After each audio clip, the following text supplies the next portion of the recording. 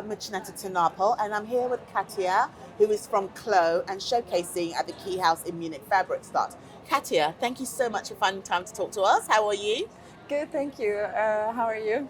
I'm good. It's day two, so Yes, it's good. Yeah. So tell us No. a little bit about CLO. I'm sure everybody knows CLO, but just for those who might not know, can you kind of tell us a little bit about it? Yes, sure, of course. Thank you also for having us. It's so nice to be here with you. So I work for CLO Virtual Fashion, which is software. We provide a software for 3D garments. You can do real-life simulation of digitized fabrics, and we kind of believe in.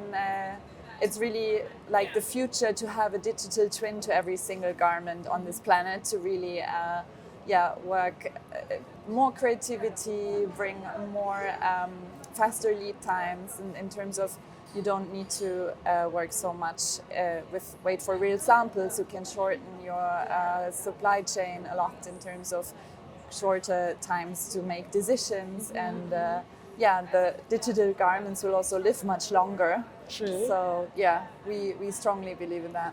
When it comes to digital garments, it's something that a lot of people are still trying to get their head around. Yes. Would you say that this is something that the B2B understand more better than the B2C? It depends. I believe also in there's a strong individual user base already of our software, and what they are doing to our to garments in general is also really inspiring and amazing to see. So there's kind of these two parts, but also B2B. I think some have already started, some are already really far deep within the process, and I think as Ben Hansen yesterday mentioned on stage as well. It's basically the future. It's just a matter of how do I see the benefits for my company or for my business in it, and how do I want to use it.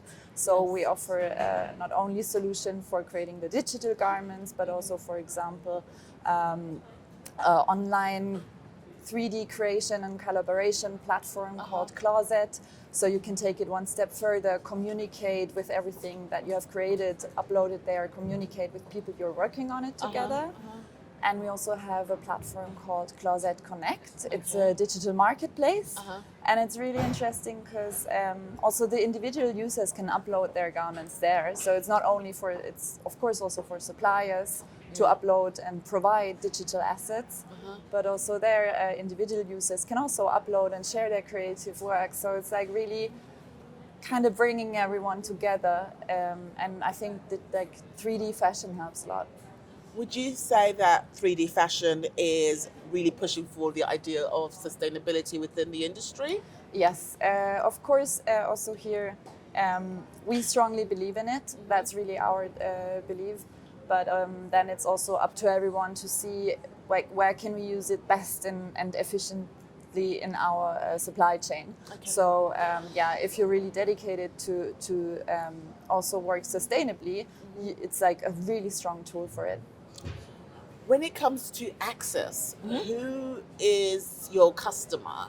Are you individuals? Is it students? Is it, like you said, suppliers? Is it everybody? I mean, who's your target market? Basically, everyone who wants to participate.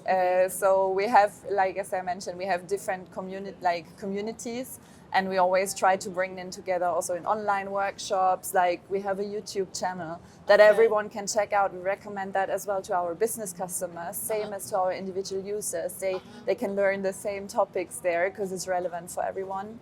And also, sometimes if a customer comes, for example, to me with a question like, hey, how do I make this and that? I can even recommend, hey, we have a strong community of individual users. Here's the link. Check this out. They found a great solution. So everyone can benefit from each other, which makes this work so inspiring and so nice. And how is CLO finding themselves in the Key House here at Munich Fabric Start?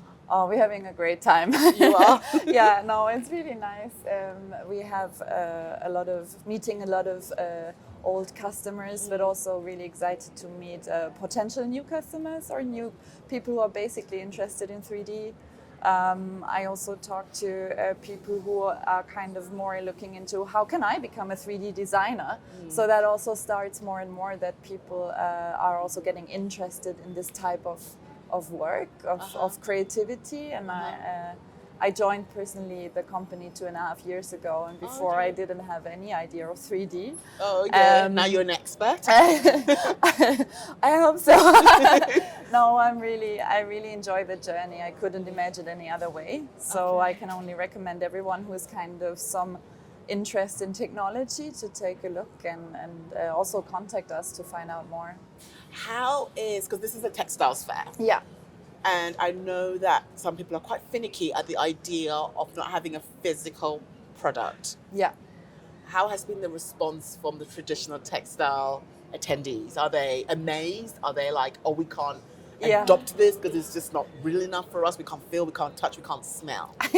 Yeah, no, I get the question quite a lot, especially at the first point of contact with the customers. When they reach out first, they also share their potential doubts with us, and then we kind of just show them what you can do and how you can integrate it, so you're not losing that point of, you will never stop feeling a fabric, probably, right? But the question is how to connect it. So once you have an idea of the fabrics you want to use, you can try out so many different things with them digitally before you start wasting them for samples. And then you can see, okay, it looks like in my life simulation, the fabric drapes much better if I cut it this way. And then you can then say, okay, let's produce this sample rather than the first 3 that I drafted. So it's like more going hand in hand. And yeah, we're also focusing more on getting more fabrics digitized and really also support our clients in digitalizing their own fabrics. So you kind of personalizing the service. Yeah, so we also offer service for that, and that's really helping them.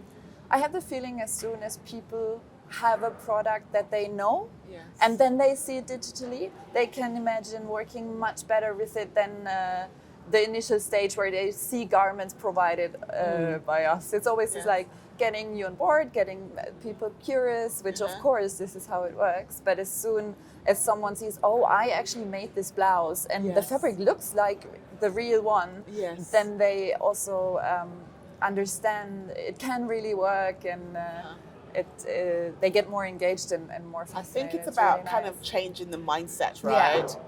And getting used to it. I mean, I can imagine, since I'm a fashion designer, I have been using Illustrator, but I have heard there was a time without. There was. There was a time when we relied on sewing machines.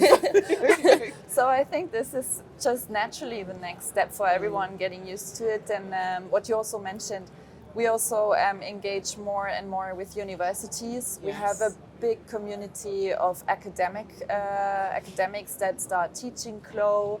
We support them with like also workshops for them.